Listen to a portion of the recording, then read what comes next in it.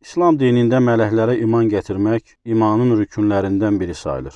Onsuz iman sayılmır.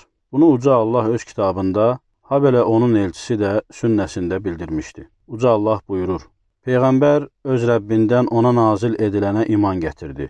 Möminlər də iman gətirdilər. Hamısı Allaha, onun mələklərinə, kitablarına və elçilərinə iman gətirdilər.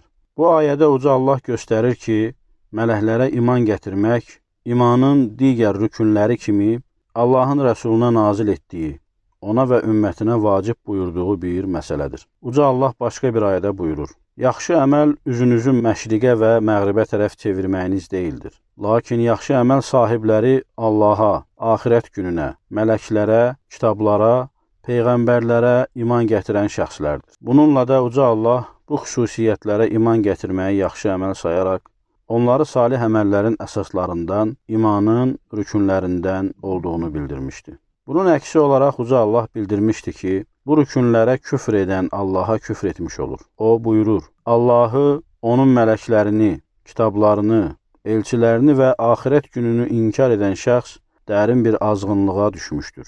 Bu ayədə Uca Allah bu rükünləri inkar edənləri küfr sözü ilə və dərin bir azğınlıqla vəsf etmişdi. Bu da mələklərə iman gətirməyin imanın əzəmətli bir rükünü olduğunu göstərir və onu inkar etmək insanı İslam ümmətindən çıxarır.